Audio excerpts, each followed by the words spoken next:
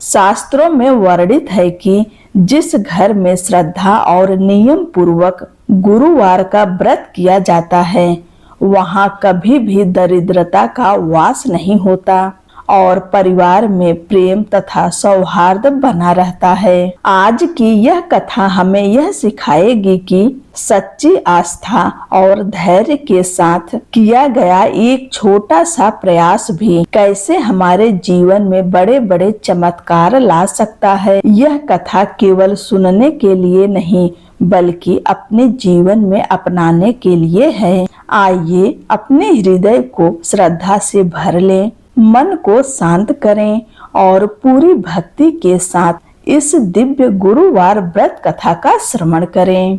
कथा के अनुसार प्राचीन काल की बात है। किसी राज्य में एक बड़ा प्रतापी और दानी राजा राज करता था। वह हर गुरुवार को व्रत रखकर दीन दुखियों की मदद करके पुण्य प्राप्त करता था, परंतु ये बात उसकी रानी को अच्छी नहीं लगती थी। वह न तो व्रत करती थी और न ही दान पुण्य में विश्वास रखती थी। इतना ही नहीं, वह राजा को भी ऐसा करने से मना करती थी। एक समय की बात है, राजा शिकार खेलने के लिए वन गए। घर पर रानी और दासी थी। उसी समय गुरु बृहस्पति देव साधु का रूप धारण कर राजा के दरवाजे पर भिक्षा मांगने आए।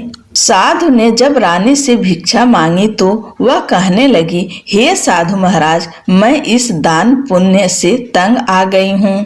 आप कोई ऐसा उपाय बताएं जिससे कि सारा धन नष्ट हो जाए और मैं आराम से रह सकूं।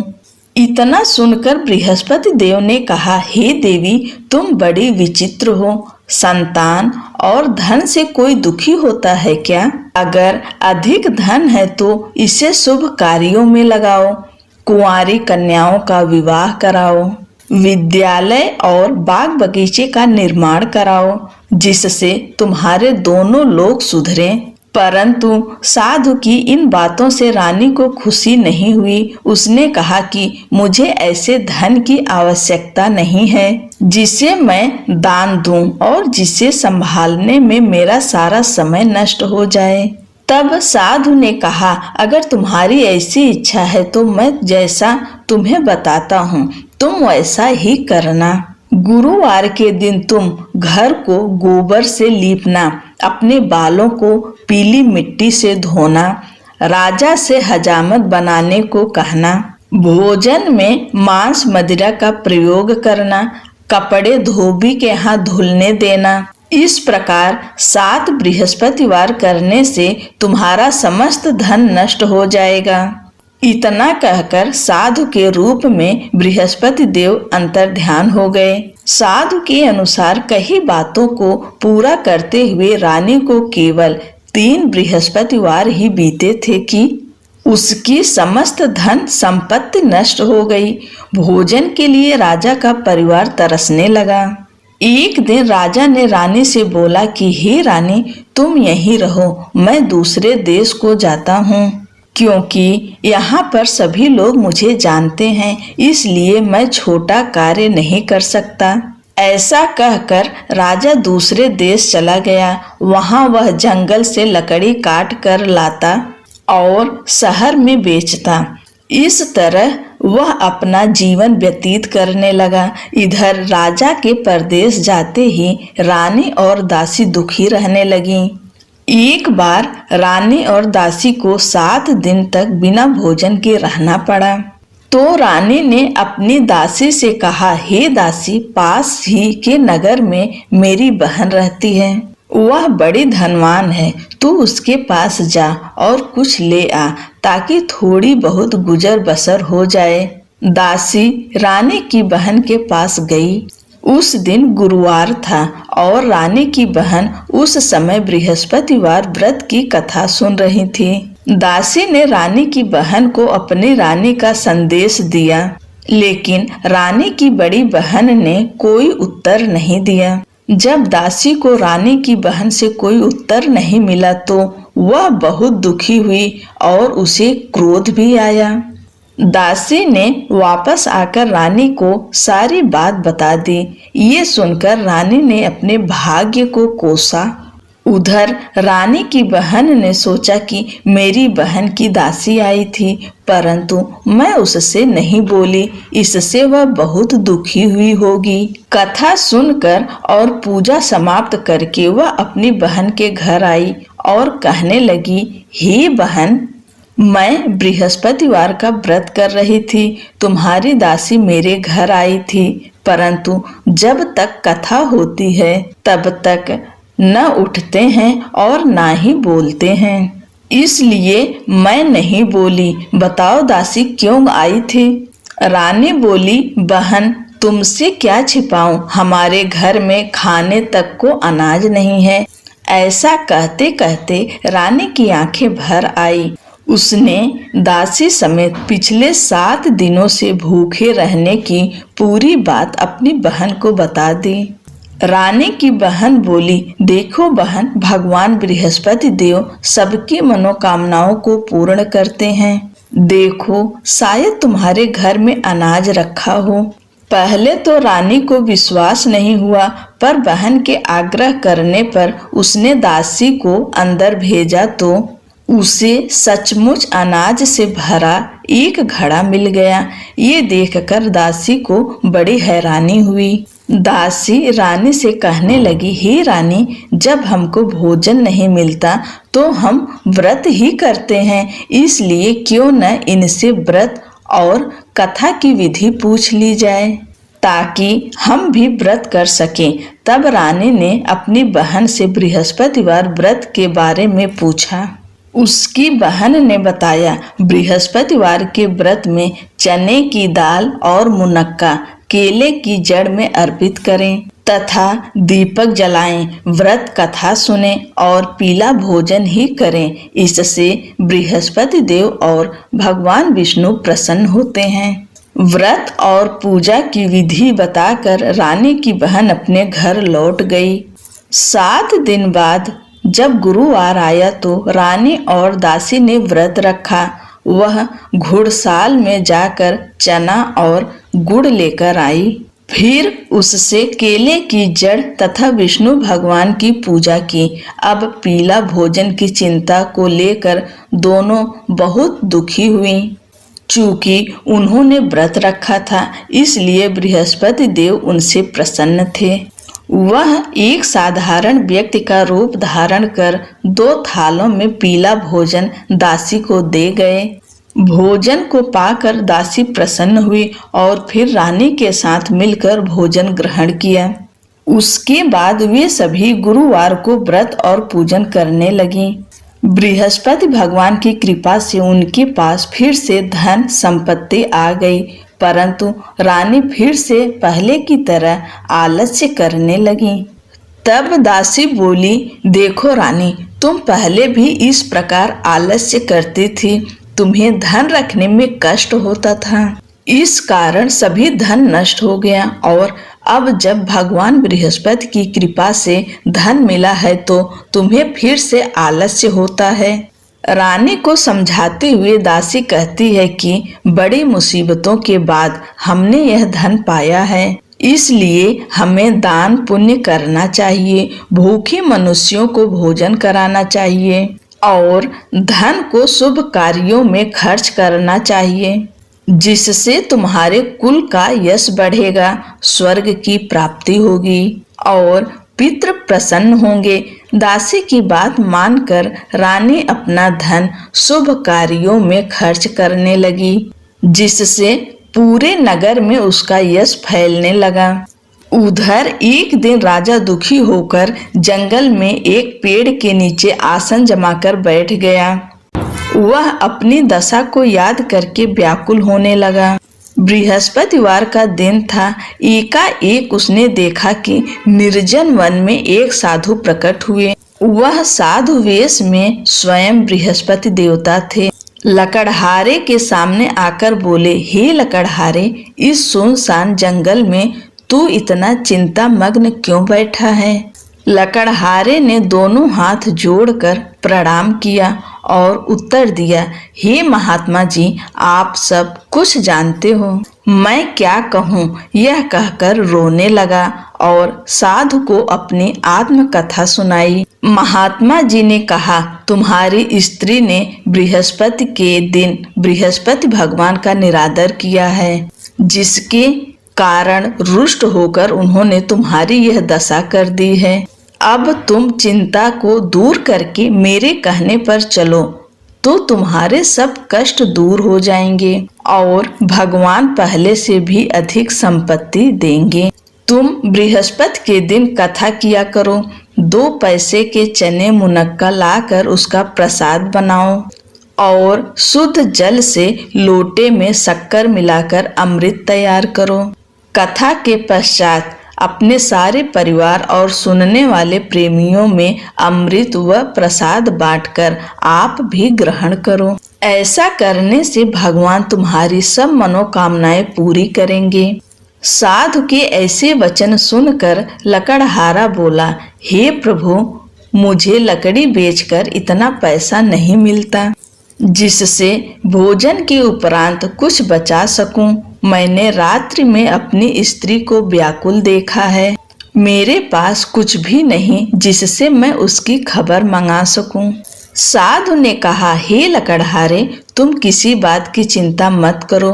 बृहस्पति के दिन तुम रोजाना की तरह लकड़ियां लेकर शहर को जाओ। तुमको रोज से दुगुना धन प्राप्त होगा, जिससे तुम भली भांति भोजन कर लोगे तथा बृहस्पति देव की पूजा का सामान भी आ जाएगा। इतना कहकर साधु अंतर ध्यान हो गए। धीरे धीरे समय व्यतीत होने पर फिर वही बृहस्पतिवार का दिन आया। लकड़हारा जंगल से लकड़ी काट कर शहर में बेचने गया। उसे उस दिन और दिन से अधिक पैसा मिला। राजा ने चना, गुड़ आदि लाकर गुरुवार का व्रत किया। उस दिन से उसके सभी क्लेश दूर हुए, परंतु जब दोबारा गुरुवार का दिन आया तो बृहस्पतिवार का व्रत करना भूल गया। इस कारण बृहस्पति भगवान नाराज हो गए। उस दिन उस नगर के राजा ने विशाल यज्ञ का आयोजन किया तथा शहर में यह घोषणा करा दी कि कोई भी मनुष्य अपने घर में भोजन न बनावे न आग जलावे। समस्त जनता मेरे यहाँ भोजन करने आवे। इस आज्ञा को जो न मानेगा उसे फांसी की सजा दी जाएगी।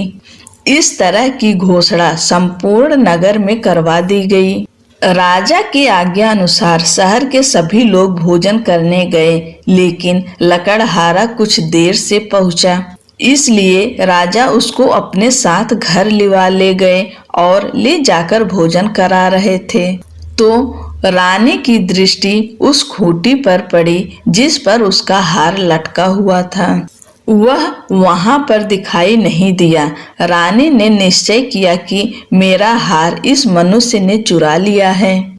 उसी समय सिपाहियों को बुलाकर उसको कारागार में डलवा दिया। जब लकड़हारा कारागार में पड़ गया और बहुत दुखी होकर विचार करने लगा कि न जाने कौन से पूर्व जन्म के कर्म से मुझे यह दुख प्राप्त हुआ है, और उसी साधु को याद करने लगा जो कि जंगल में मिला था। उसी समय तत्काल बृहस्पति देव साधु के रूप में प्रकट हुए और उसकी दशा को देखकर कहने लगे, अरे मूर्ख, तूने बृहस्पति देव की कथा नहीं करी, इस कारण तुझे दुख प्राप्त हुआ है। अब चिंता मत कर। बृहस्पतिवार के दिन कारागार के दरवाजे पर 4 पैसे पड़े मिलेंगे। उनसे तू बृहस्पति देव की पूजा करना, तेरे सभी कष्ट दूर हो जाएंगे। बृहस्पति के दिन उसे 4 पैसे मिले। लकड़हारे ने कथा कही। उसी रात्रि को बृहस्पति देव ने उस नगर के राजा को स्वप्न में कहा, हे राजा, तुमने जिस आदमी को कारागार में बंद कर दिया है वह निर्दोष है। वह राजा है, उसे छोड़ देना। रानी का हार उसी खूंटी पर लटका है। अगर तू ऐसा नहीं करेगा तो मैं तेरे राज्य को नष्ट कर दूंगा।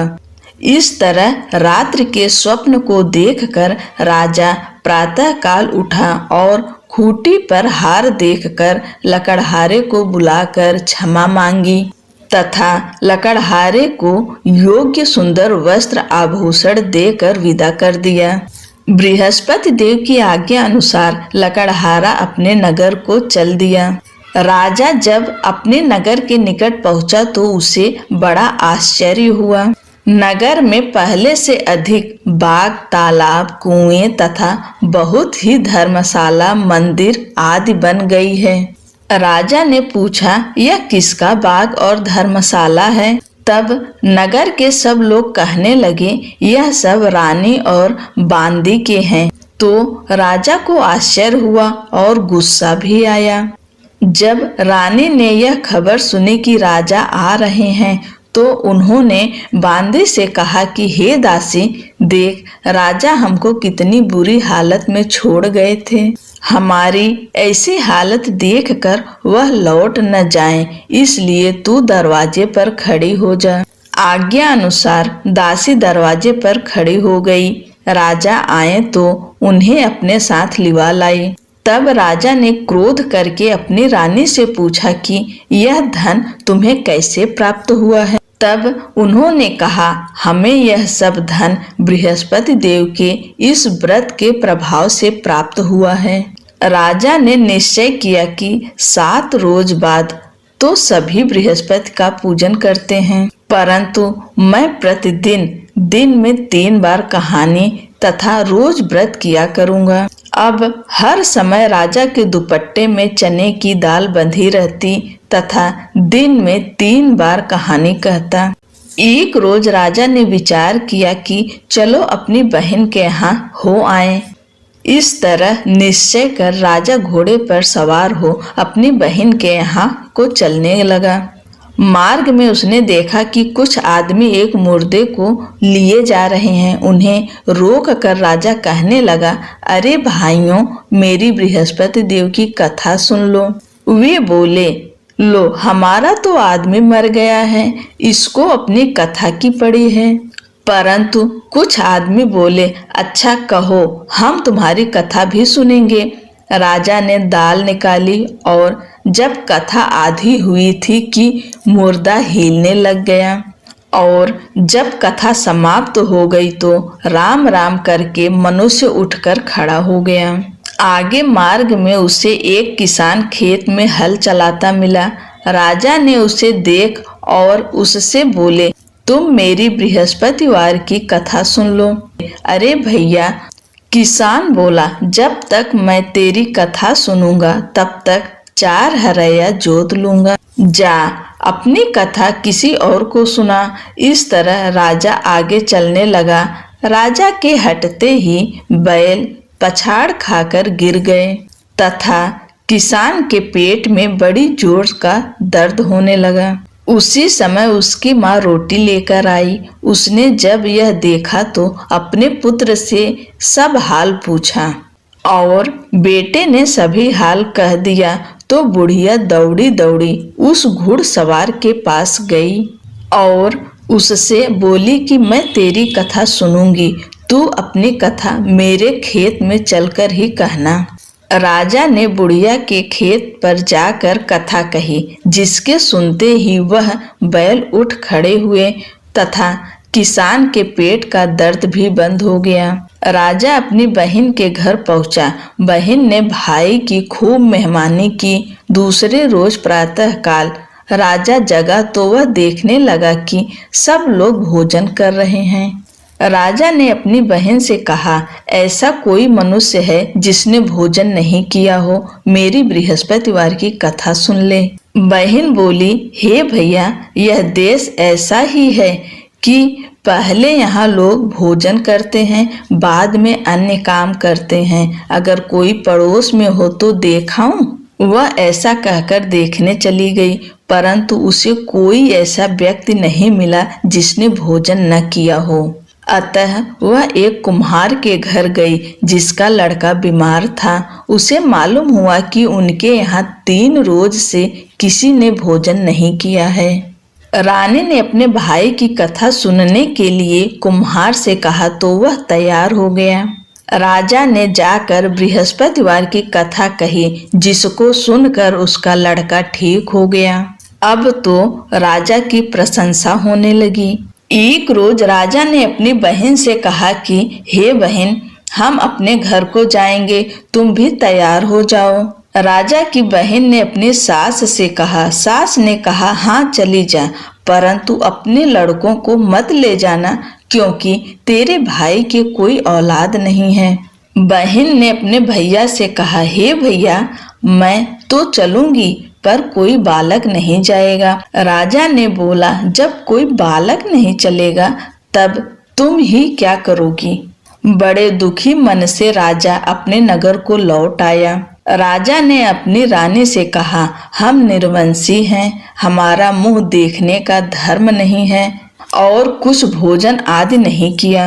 रानी बोली, हे प्रभु, बृहस्पति देव ने हमें सब कुछ दिया है, वह हमें औलाद अवश्य देंगे। उसी रात को बृहस्पति देव ने राजा से स्वप्न में कहा, हे राजा उठ, सभी सोच त्याग दे, तेरी रानी गर्भ से है। राजा की यह बात सुनकर बड़ी खुशी हुई। 9वें महीने में उसके गर्भ से एक सुंदर पुत्र पैदा हुआ। तब राजा बोला, हे रानी, स्त्री बिना भोजन के रह सकती है, पर बिना कहे नहीं रह सकती। जब मेरी बहन आवे तुम उससे कुछ कहना मत। रानी ने सुनकर हाँ कर दिया।